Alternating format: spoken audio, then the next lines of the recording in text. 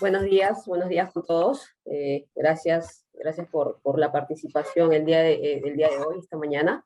En primer lugar, agradecer a la Cámara de Comercio de Lima por brindarnos este espacio para poder comentar un tema que está, digamos, en boga, que es en este contexto, sobre todo en este contexto político y económico, que tiene que ver con cómo proteger nuestras inversiones, ¿no? Cómo proteger nuestras inversiones o las inversiones que representamos en un contexto político bastante particular. Esta mañana contamos con la presencia del señor Martín Naranjo, presidente de directorio de la Asociación de Bancos del Perú, por supuesto entendido en la materia económica y financiera en general y sobre todo en este contexto en particular. Contamos también con la presencia del doctor César Castro, con más de 30 años de experiencia en temas de inversión extranjera, y igualmente contamos con la presencia del doctor Fernán Altuve, un reconocido abogado, catedrático y político en nuestro país. Vamos a iniciar esta presentación con la intervención del señor Martín Naranjo, empezando con una primera pregunta, ¿no? Que va a marcar, digamos, el desarrollo de este debate, que es, ¿cuál es su opinión sobre el macroentorno económico y su impacto en las inversiones en nuestro país? Les cedo la palabra, por favor. Buenos días. Muchísimas gracias por la invitación a la Cámara de Comercio de Lima. Con mucho gusto comparto con ustedes esta mañana. Un honor compartir el panel con el doctor Altuve, el doctor Castro.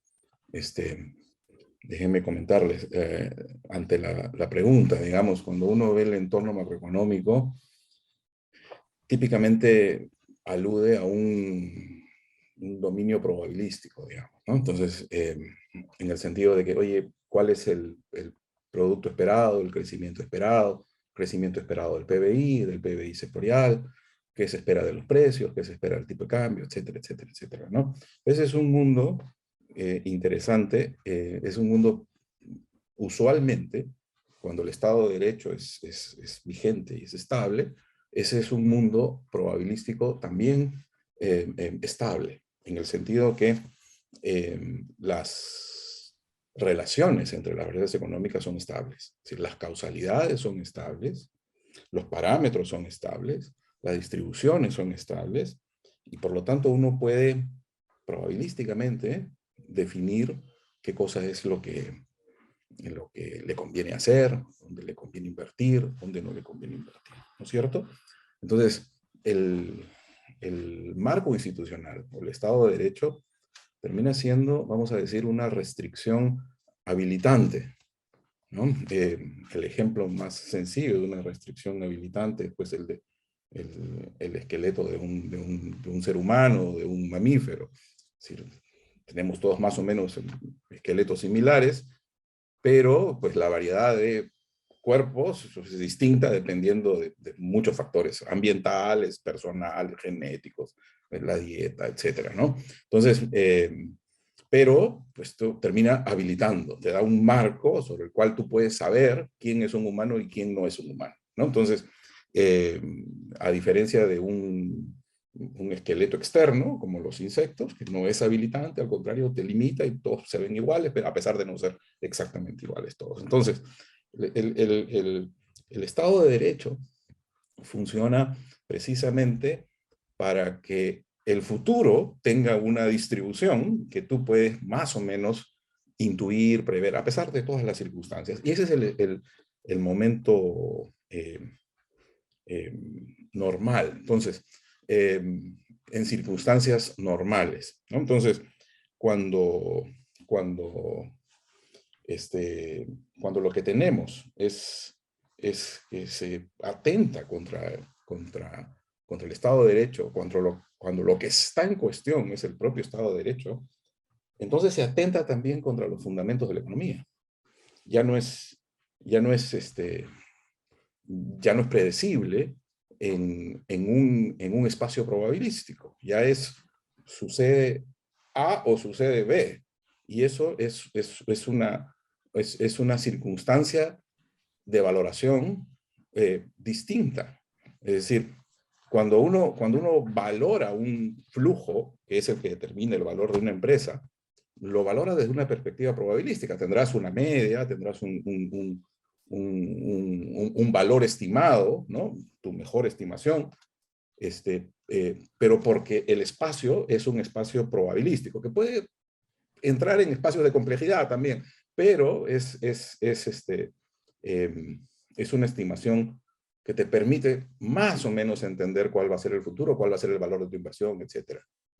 Cuando tú intervienes de una manera que pones en cuestión la validez del Estado de Derecho, lo que haces es colapsas y ya no tienes una distribución de probabilidades respecto del futuro. Lo que tienes es una dualidad. Es decir, ya no son tiempos normales, son tiempos, vamos a decir, binomiales. Puede pasar A o puede pasar B. Entonces, la valoración es vale 0 o vale X. Entonces, en ese momento, tú estás brindando al mercado un conjunto de elementos en donde la decisión puede no ser compatible con tu apetito de riesgo, por un lado, o puede no ser compatible con tu tolerancia al riesgo. Entonces, hoy día, es decir, más importante que la proyección de crecimiento, la proyección de precios, la proyección de tipo de cambio, es decir, las variables típicas que usamos para valorar, es para propósitos de la valoración de inversiones y el crecimiento de las empresas, es más importante entender cómo vamos a defender la estabilidad de un Estado de Derecho, que es el que permite que es decir, es la restricción habilitante para que el país crezca en determinada manera, ¿no? Entonces, eso para mí es la circunstancia actual. La circunstancia actual es, oye, enfrentamos, por un lado, una reconsideración de lo que es el régimen institucional del país. Y eso hace colapsar las posibilidades de valoración. Y en ese momento puede hacer muy incompatible apetitos y tolerancias al riesgo que pueden limitar naturalmente las inversiones, que creo que es lo que está sucediendo. Eso es. Gracias. Muchas gracias, Martín. Doctor Castro, doctora Tubet, si tuvieran algo que agregar, por favor, nos lo comentan. Muy clara la exposición. Totalmente de acuerdo. Muchas gracias. Pasamos entonces a la siguiente pregunta, contigo, Martín. Entonces, ¿cuáles serían o cuáles son actualmente, ¿no?, los riesgos más urgentes que enfrentamos hoy en día o que enfrenta hoy en día la inversión privada en el Perú? Bueno, dentro de esto mismo, es decir, el riesgo más importante es el de sostenibilidad, ¿no? Es decir, cuando tú, el crédito, vamos a decirlo así, el crédito lo que hace es, levanta una restricción de liquidez, y una restricción de liquidez que está impidiendo que se manifieste una riqueza potencial, ¿no? Entonces, el crédito como tal, en el momento en que se otorga, levanta esa restricción, el proyecto se realiza y se materializa. Entonces, en el momento en que el crédito se otorga, se está eligiendo el tipo de futuro que se va a desarrollar. Entonces, si los sectores se comportan de determinada manera, el crédito acompaña ese crecimiento, pero además define el tipo de inversión que se lleva a cabo y por lo tanto define de alguna manera el espacio futuro que vamos a tener, ¿no? Ok. La inversión es como un crédito, excepto que es un crédito del accionista a la empresa. Y además genera un derecho residual, ¿no? Pero en ese sentido, el accionista lo que está haciendo al momento de invertir es darle crédito a su idea, ¿no? y levantar la restricción de liquidez que impide que esa idea se materialice y por lo tanto crea el futuro también. Entonces, de manera muy elemental, para crear el futuro, a través del crédito, a través de la inversión, es absolutamente necesario que ese futuro exista. Entonces, el problema de sostenibilidad tiene que ver, por supuesto, con el planeta y el medio ambiente y con que las instituciones permanezcan. Entonces, lo que tenemos precisamente hoy como riesgo principal es, creo yo, la posibilidad del colapso y la posibilidad de un cambio de régimen a través de del planteamiento de una asamblea constituyente, ¿no? Entonces, no hay ninguna oposición a los cambios en la Constitución. Han habido muchísimos cambios, no sé cuántos, pero no sé, muchos cambios a nuestra Constitución dentro del marco propio de la Constitución, y eso es lo normal. Entonces, discutir cuál es el cambio, discutir qué cosa es lo que queremos y avanzar. Pero en el momento en que tú planteas una revisión completa del modelo económico, una revisión completa del modelo de sociedad que queremos, entonces, nuevamente, la pregunta que se tiene que hacer uno es, ¿cuál es mi apetito de riesgo? ¿No? ¿Cuál es mi tolerancia al riesgo? Si quiero invertir en Perú versus invertir en otras alternativas, lo que hemos visto de movimiento de capitales hacia afuera en el país, tiene que ver con este tipo de decisiones. Entonces, oye, yo quiero arriesgar, esto es parte de lo que tolero para propósito de proteger mis activos o del crecimiento de mis activos. Perú es parte de lo que considero mi apetito hacia adelante, o prefiero invertir en otras alternativas. La diferencia hoy, creo yo, es que los activos de conocimiento son más importantes. Eso significa que es mucho más transable, es decir, te los puedes llevar a cualquier jurisdicción, ni siquiera tienes que salir, moverte tú, ¿no? Entonces, eso hace que, en general, el valor de nuestros activos se reduzca, ¿no? Y porque hay simplemente menor demanda, y al final del día, lo que significa, en el corto plazo, es que si nuestros activos valen menos, entonces nuestro ahorro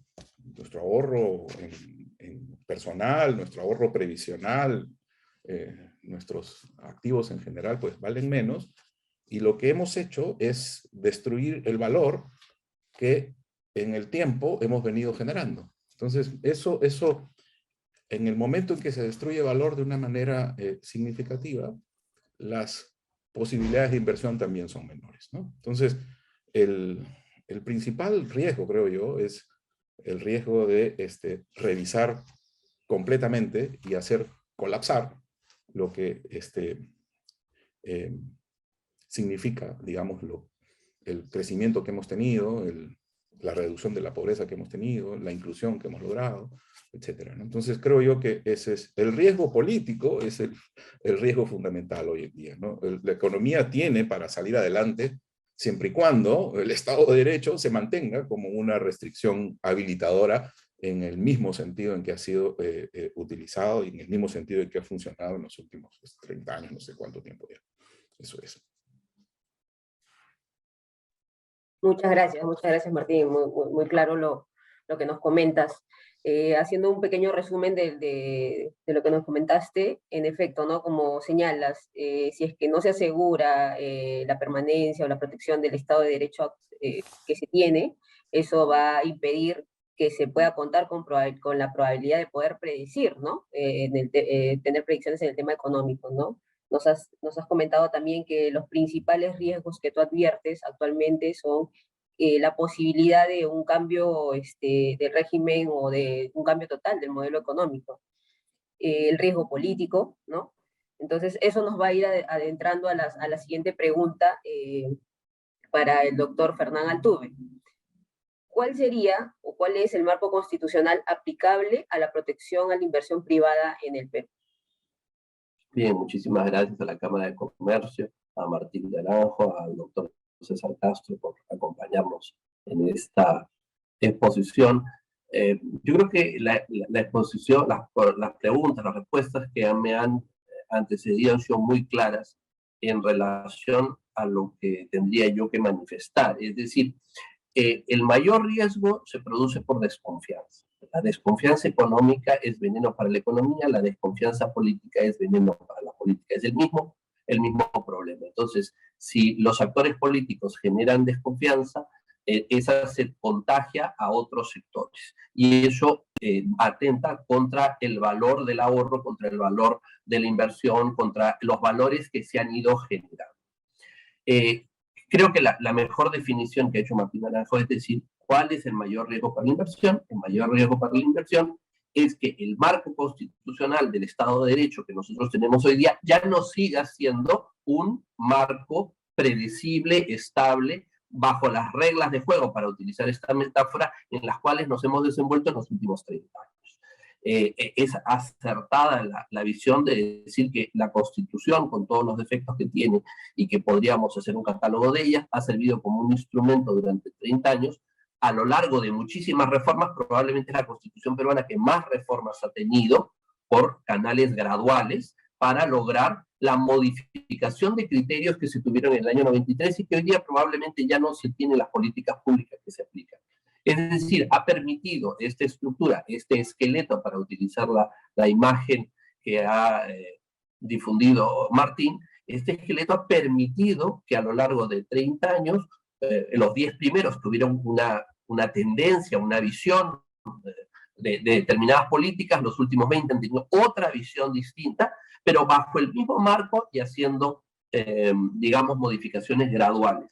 Si se pone en riesgo una modificación total y al mismo tiempo radical, podría esto generar, obviamente, un impacto de incertidumbre, de desconfianza notable.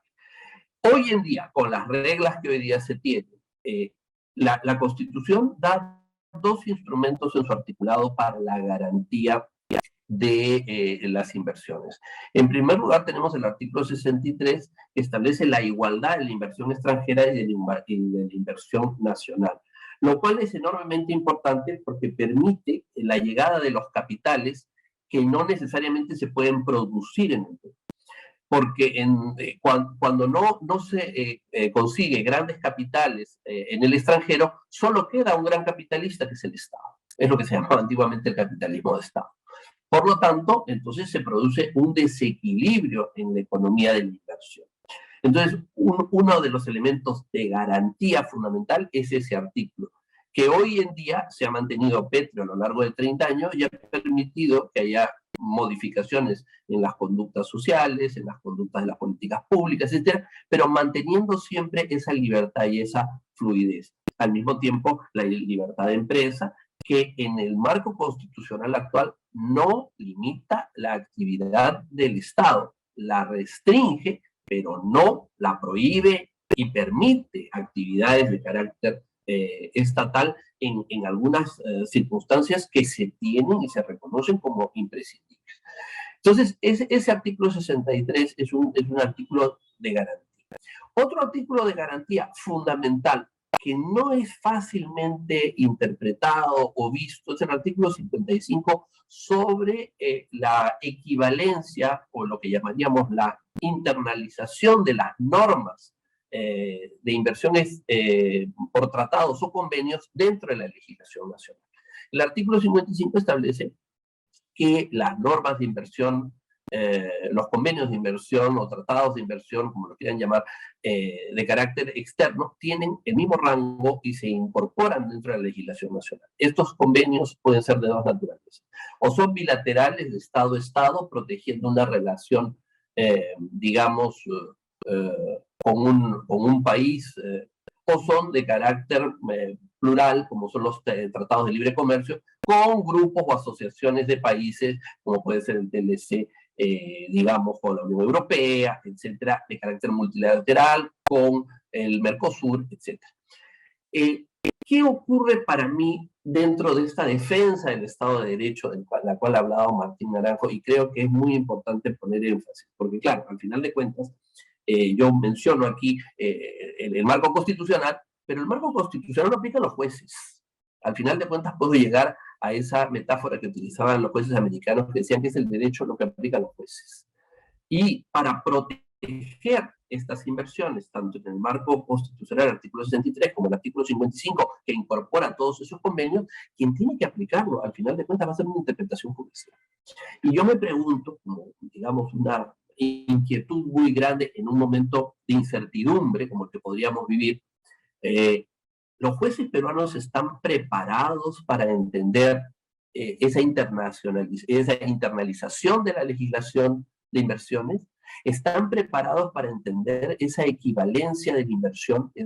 Los hemos formado, los entes de los gremios o de la academia universitaria le han dado toda esa información a los jueces. En este momento yo creo que los jueces peruanos en materia constitucional son enormemente hábiles para tratar de definir lo que son los derechos fundamentales. Saben muy bien lo que son las convenciones de derechos humanos, saben bastante bien cómo proteger los derechos individuales, pero creo que hay un déficit en su formación sobre estas garantías a la inversión, estas garantías, estos tratados que si bien no tienen el rango constitucional como los de derechos humanos, sí son parte de la legislación nacional por su incorporación.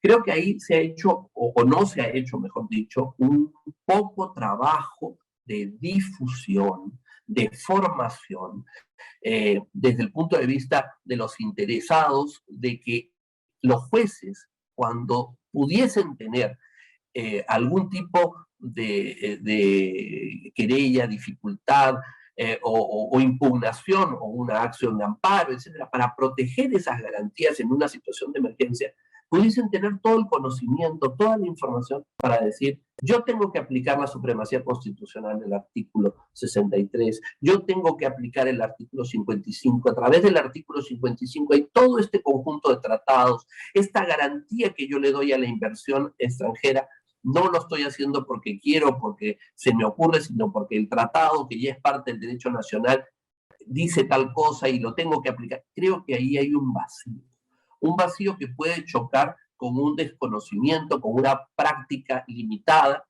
y creo que ahí hay un espacio para hacer de formación, de capacitación, de transmisión, porque esa defensa del Estado de Derecho que ha sido tan clara y tan acertada de Martín, es la defensa de los jueces. Es la defensa, es cierto que la política tiene un espacio, están los parlamentarios, están los partidos políticos, es correcto eso, pero ese es un escenario. Al final de cuentas, si uno busca una defensa del Estado de Derecho, es a través del Estado de Derecho y esa defensa se da a través de los jueces.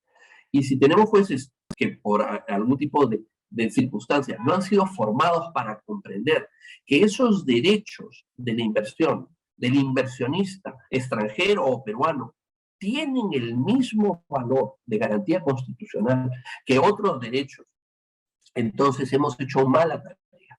Por lo tanto, creo que, para concluir, mi posición es totalmente conforme con la posición de Martín sobre el Estado de Derecho, sobre la defensa de las instituciones y sobre todo sobre la capacitación al sistema judicial, al sistema constitucional, a la academia en el plano de las facultades de Derecho, para que tengan un conocimiento de cómo defender las garantías jurídicas de la inversión a través de la formación de los jueces, de la formación de las personas que están en el mundo jurídico. Muchas gracias. Gracias, doctor. Doctor Castro, Martín, si tuvieran algún comentario adicional, por favor nos lo indican respecto a la intervención del doctor Altuve.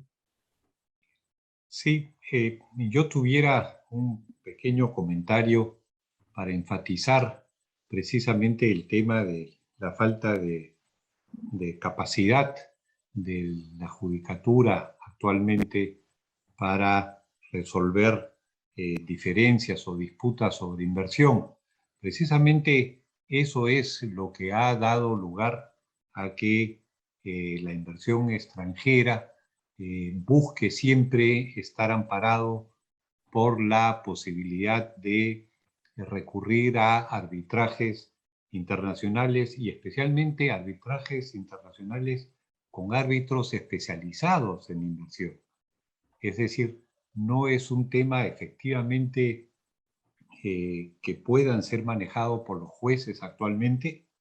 Es más, los procedimientos judiciales, sabemos, son lentos y engorrosos y muchas veces, hay que decirlo, pues, de resultados inciertos.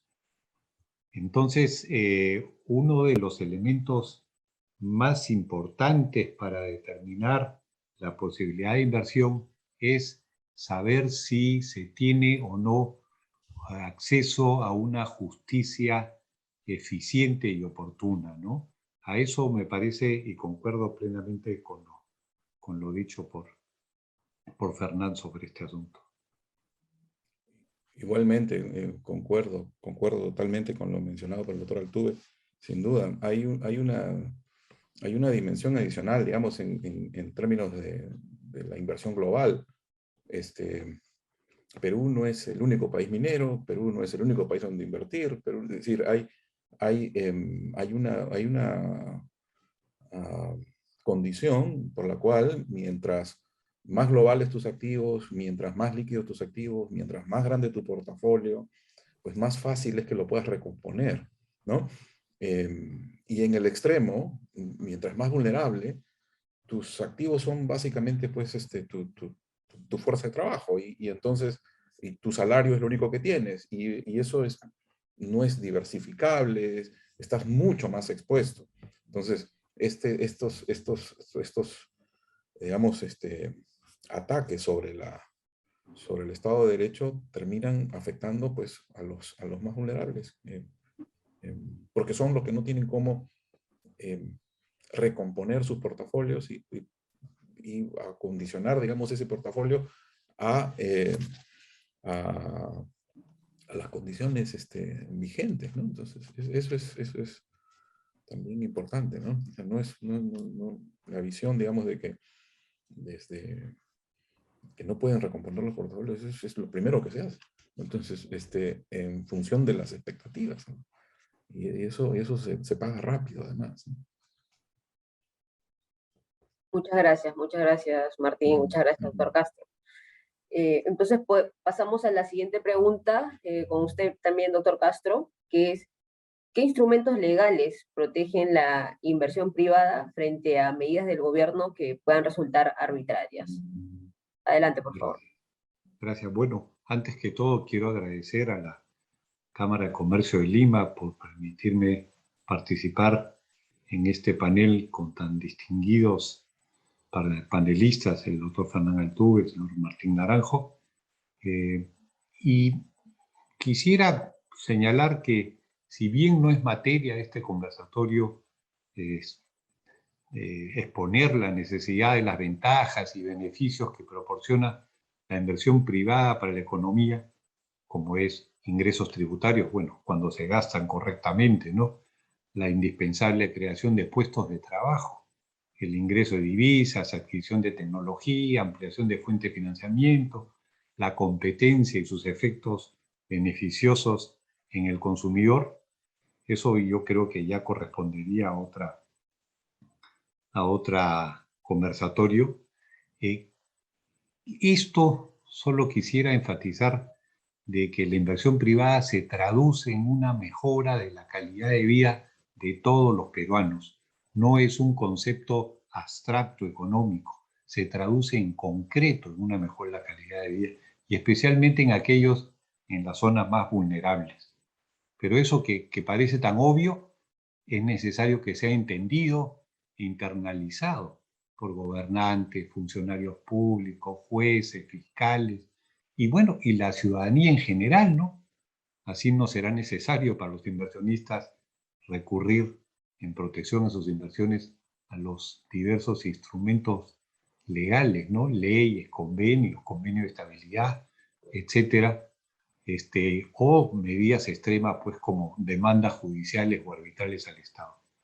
Los instrumentos esos legales deben ser un acompañamiento natural a la convicción generalizada o mayoritaria en la sociedad de los efectos beneficiosos de la inversión privada en la calidad de vida de los peruanos.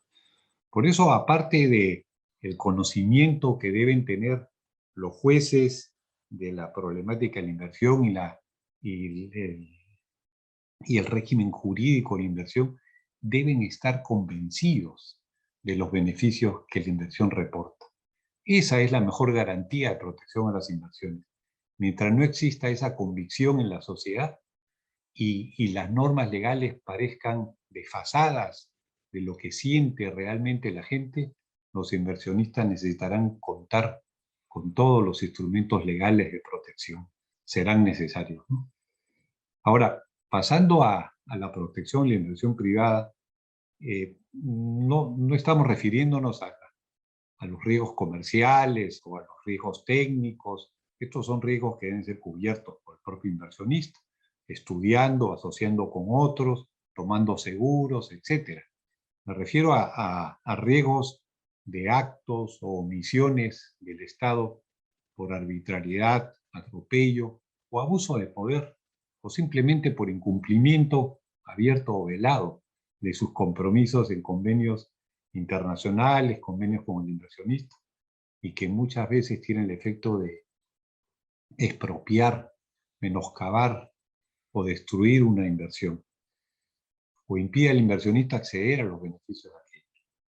Aunque reconozco que a veces existe una línea gris en la calificación entre un riesgo comercial y un riesgo político. Bueno, eso ha sido analizado ya en frondosa casuística arbitral en materia de inversiones.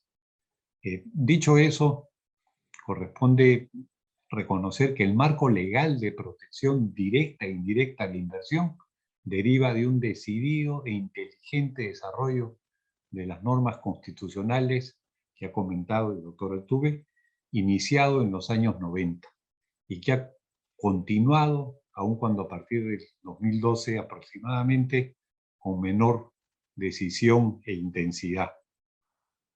Así, tenemos que como columnas básicas de protección a la inversión privada los regímenes establecidos por los decretos legislativos 662 y 757 y sus normas reglamentarias complementarias, así como los convenios de estabilidad celebrados al amparo de esas normas con los inversionistas y que brinda a ellos y a las empresas receptoras de la inversión no un régimen de excepción o beneficios tributarios especiales, como se suele decir, sino simplemente estabilidad y predictibilidad dentro de un plazo determinado.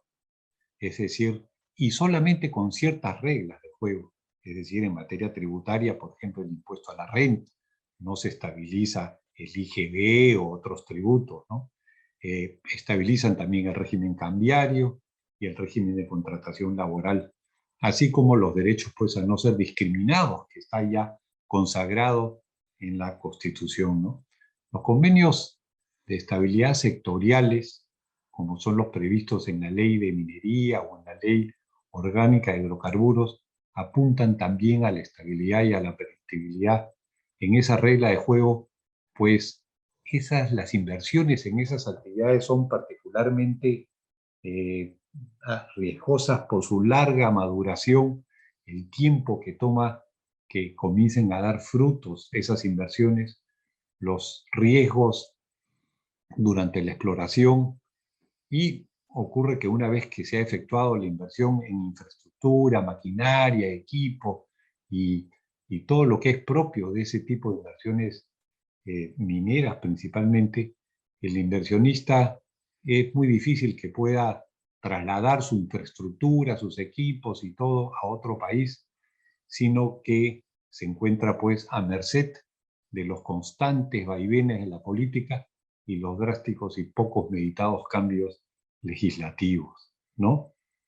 Entonces, esa es la finalidad de esos convenios de estabilidad, pero hay otros instrumentos que son claves para la protección de la inversión privada.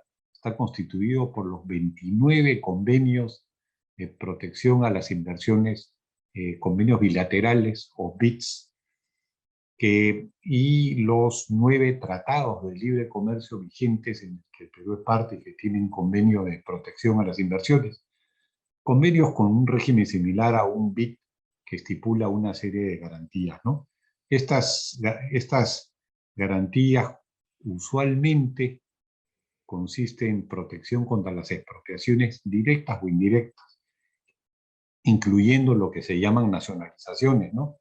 Salvo, desde luego, excepciones previstas, causas de necesidad pública, propósito público, interés social, etcétera, ¿no? Y siempre en base a un trato no discriminatorio y con una indemnización pronta y adecuada, ¿no?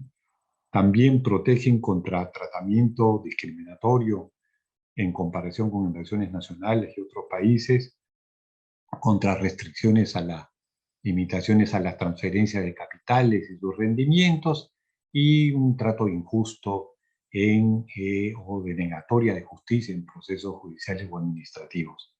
Pero una estipulación clave donde me quiero detener en estos convenios es la que permite, y esto va en línea con lo comentado por el doctor Altuve, lo que permite al inversionista resolver sus diferencias o disputas sobre el incumplimiento del compromiso del Estado, no en la judicatura del país anfitrión, que en este caso es el Perú, y que obliga a procedimientos engorrosos, lentos y de resultados impredecibles, sino a un arbitraje internacional.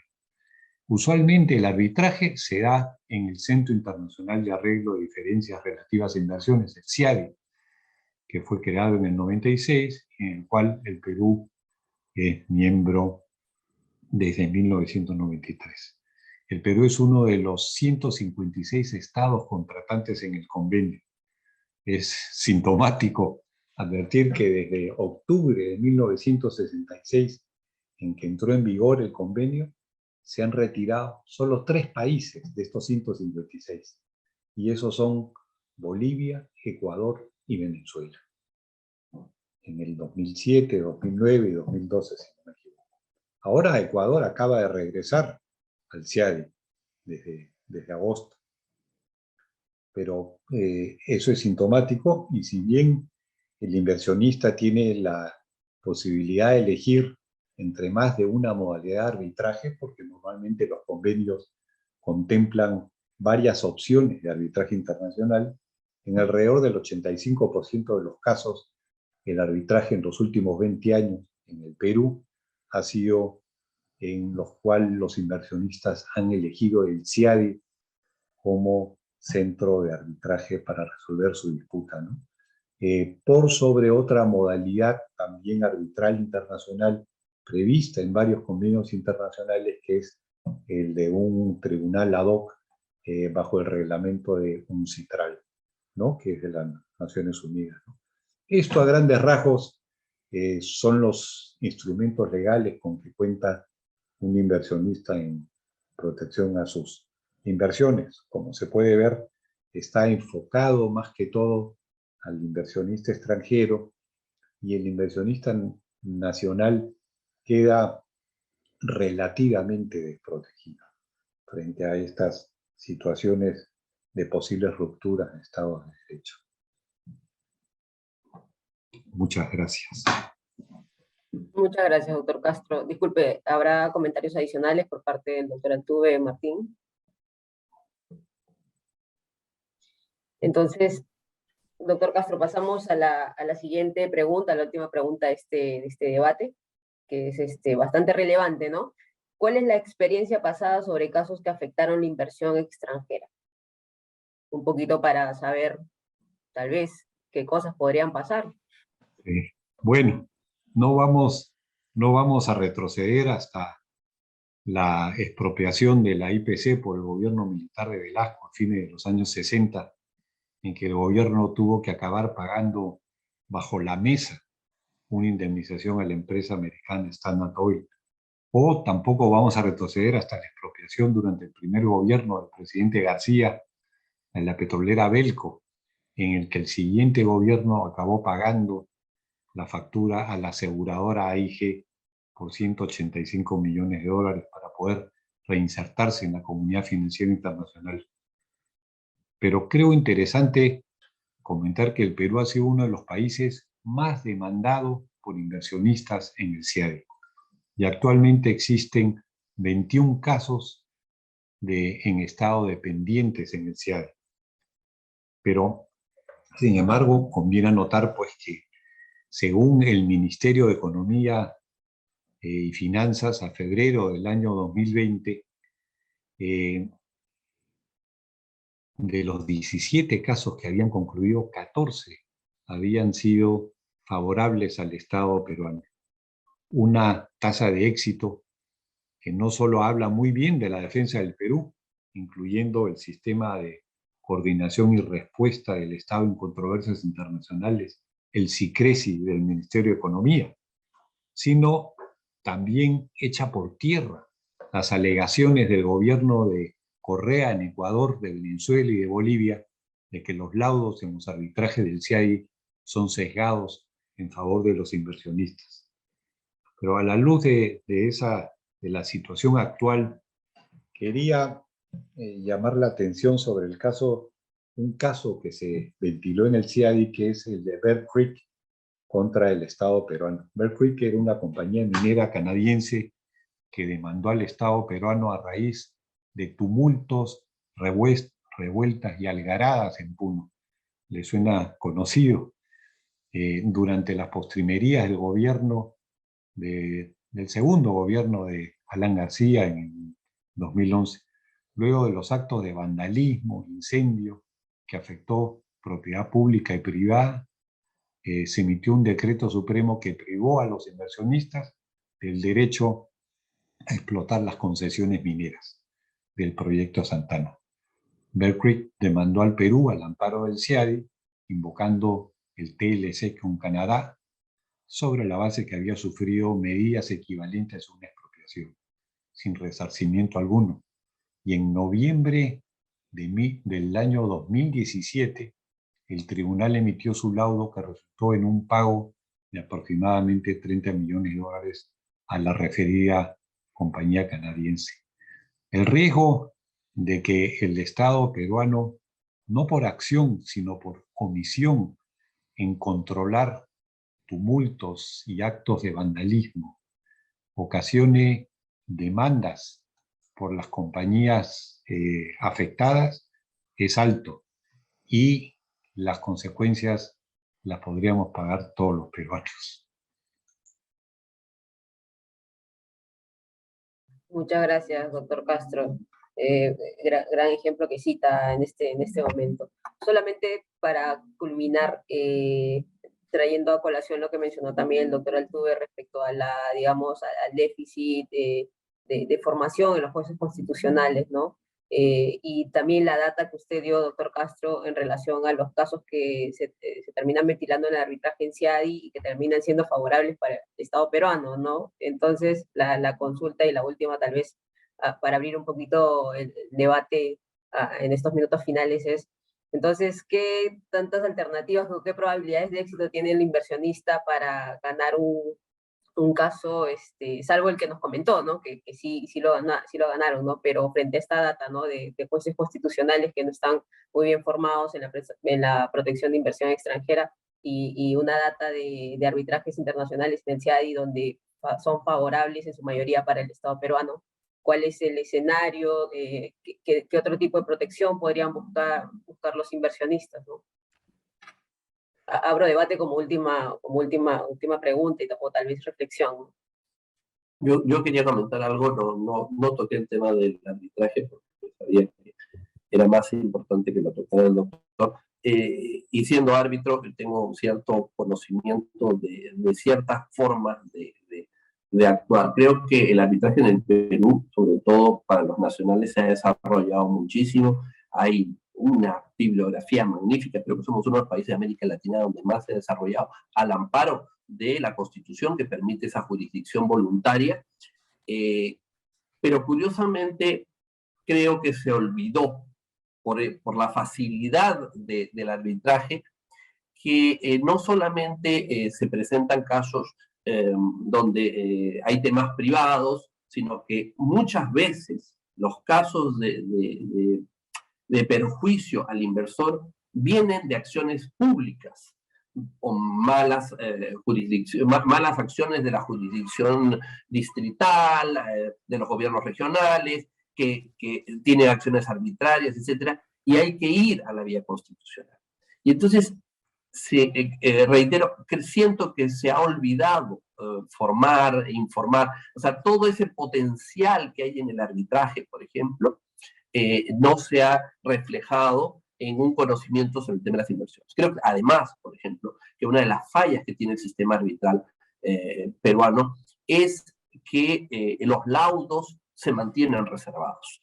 Eso es un problema grave de formación, porque si llegásemos a hacer una jurisprudencia arbitral con todos los magníficos laudos que hoy en día hay, que implican temas de inversión y temas civiles o temas comerciales o temas de otro tipo, sería un inmenso aporte para los jueces del Perú de ver cómo se han resuelto casos.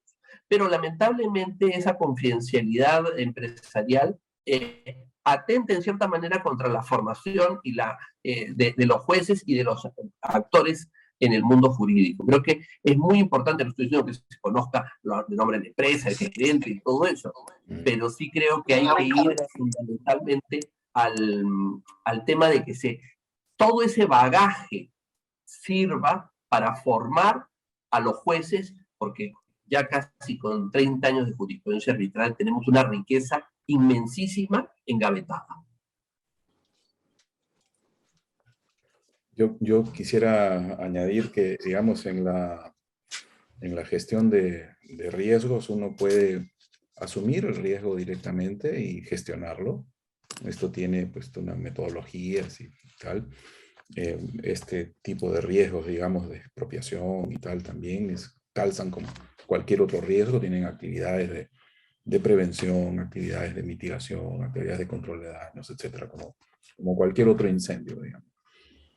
También se puede asegurar, esta es la figura del CIADI, ¿no es cierto? También se puede vender el riesgo, como cuando una aseguradora le vende a un reasegurador una parte del riesgo. Y también se puede evitar, ya, simplemente no lo tomo y no invierto y ya está, ¿no?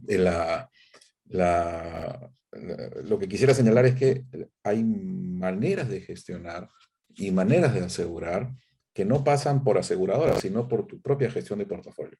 Entonces tú puedes construir un portafolio inmune, con menor rendimiento probablemente, pero inmune a estas circunstancias, ¿no? Entonces, las posibilidades de aseguramiento de portafolios son simplemente una recomposición de tus activos, de manera que no quedes, digamos, un seguro sencillo. Tú eres hincha de Alianza Lima, juega la final con Sporting Cristal. Entonces, si gana Alianza vas a estar muy feliz, si gana Sporting Cristal vas a estar muy triste. Entonces apuestas y apuestas todo lo que tienes a que lo que puedas, a que gana Sporting Cristal. Si el mundo es dual, si gana Alianza Lima tú eres feliz porque ganó tu equipo, y si gana Sporting Cristal eres feliz porque cobras, ¿no? Entonces, entonces eso se llama una cobertura, un hedge, ¿no? Entonces eso se puede hacer con todo tu portafolio para propósitos de terminar siempre contento. Gracias. Clarísimo ejemplo. Doctor Castro, disculpe, algunas palabras tal vez finales, alguna reflexión final. Bueno, la posibilidad de que el Congreso de la República, a la luz de los nubarrones que se avecinan, pergeñe alguna ley que facilite el arbitraje nacional para estos casos de inversión, o establezca medidas y candados adicionales para evitar lo que puede ocurrir, sería una cosa recomendable. Por supuesto. Muchas gracias. Muchas gracias. Ya con esa última pregunta y con las reflexiones de cada uno, vamos dando por finalizado esta mesa de debate. una vez más agradeciendo a la Cámara de Comercio de Lima por habernos brindado este espacio y por supuesto a los grandes expositores que han sido parte de esta presentación. Muchísimas gracias, doctores Castro, doctor Altuve, Martín Naranjo, muchísimas gracias por honrarnos con su presencia también. Gracias a todos. Nos vemos. Muchas gracias, buenos días a todos.